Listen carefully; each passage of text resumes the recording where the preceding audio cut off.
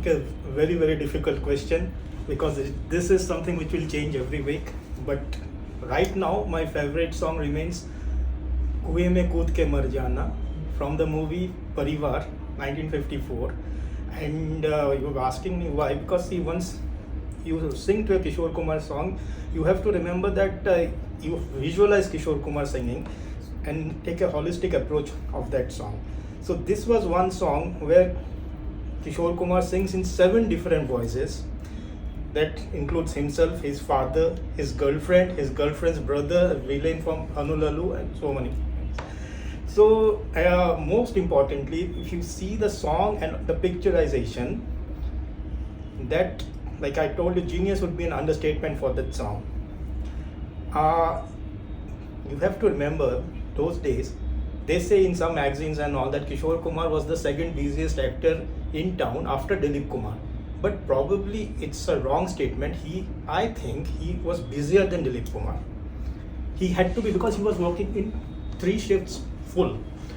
And so nobody could be busier than him. So that song was recorded at 1 o'clock in the night on a special request from the director Ashit Sen. And Kishore Kumar did not charge a single penny for that song. I think if you are not listened, please see that song in YouTube. It's got almost 1.1 million views or something like that. And the way he creates the drama out of nothing in that entire song gives you goosebumps. And that was Kishore Kumar actually. He saw the world in an entirely different light, like nobody comes out of life alive. That was this song gives. Yeah.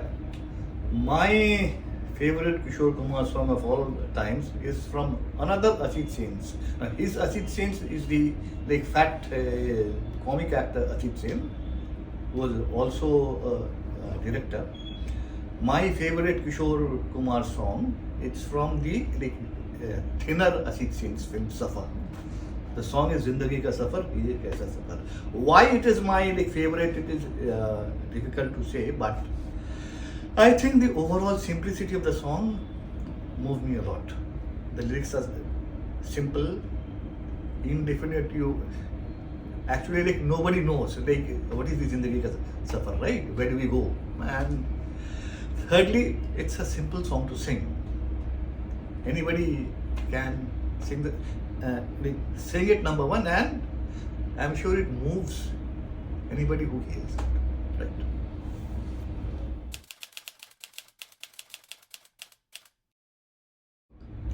Okay, I'll start with a certain gent named Surajmal Jaipurwala. Have you heard his name? Have you seen his photograph? Well, he had. So that's the reason we have him in this book. So his claim to fame is that he used to run the college canteen at Indore, and Kishore Kumar owed him 5 rupees a ana. And that's the source of the genesis of the song, 5 rupees a ana. And he also managed to have a photograph of Surajmal Jaipurwala. So that's something nobody knew. I can stake my claim to that. Another one is, which was told to Parthiv by Bela Salukya, right? And it came in one of the books also. They had a broad show somewhere in 85-86, that period of time. Kishore Kumar was singing, and that time the Khalistani movement was at its peak. So while the song was going on, Khalistani terrorists entered the hall with guns. Audiences fled. Kishore Kumar was singing as if he never stopped, as if nothing is going on. Then the organizers came. Terrorists said, "Bhai, ab to bas karo." Okay, karte hain. So that was Kishore Kumar. And one thing which Belaji said, that once he stopped, and when he restarted exactly from that point. That was genius. And in that show, what importantly, she also mentioned that there was a person called Mike. I believe Mike. He was in charge of the sound recording and all those things. So they had a special meter to see the pitch and the bass and the baritone. Kishore Kumar's amplitude, Kishore Kumar's voice and all that machine failed at certain point. Consistency. Look, like his voice had great flux density, right? वो अगर ऊपर भी गाए तो उसका गला जो था ना एकदम घना था, जिसे हम लोग क्लासिकल म्यूजिक में कहते हैं कि गले में दम है। मैं थोड़ा मोड़ा मुझे म्यूजिक मालूम है, तो मैं कहता हूँ कि उस टाइम के सिंगर्स में ये किशोर कुमार एक ही आदमी है जिनके गले में यूजिंग अ बेंगली तर्जुमा गलाय धारो चिलो और भारो चिलो, गले में शार्पनेस था और गले में वजन था, ये एक साथ होता नहीं है। You either have sharpness or you have वजन, but he had both.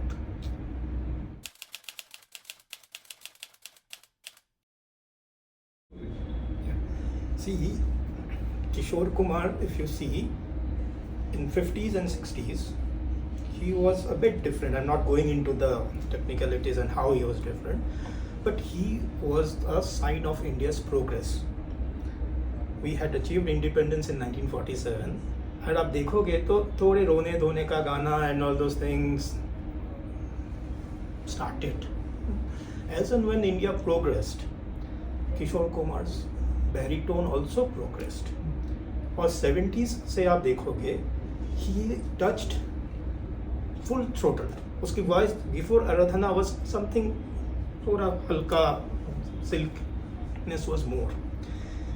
So even like for example, in a movie called, lesser known movie called Akarshan, there is a line, किसमें है दम तुझे मुझसे जो छीन ले.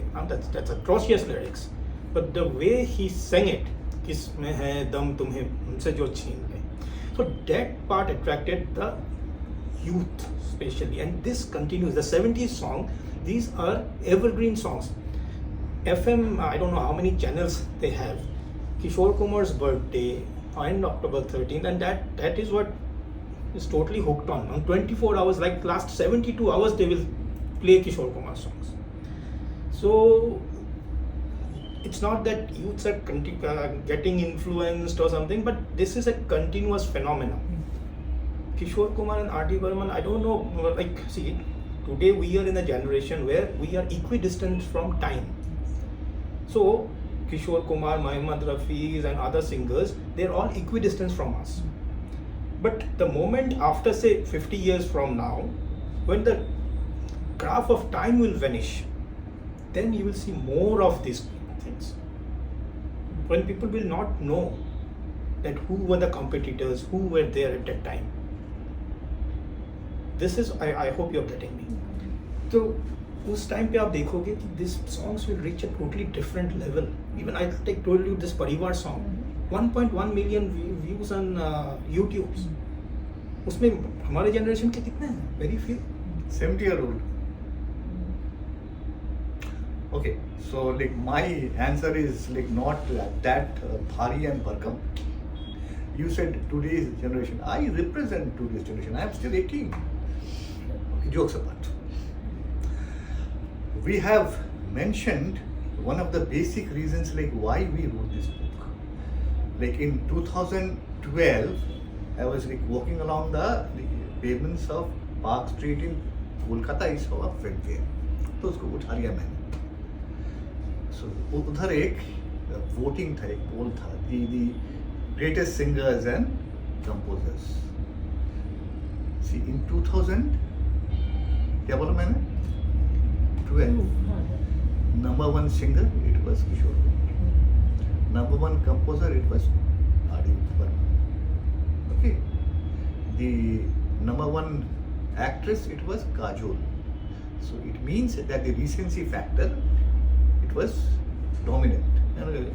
Kajol just cannot be the greatest actress of all time. Yeah, but she was as per that poll.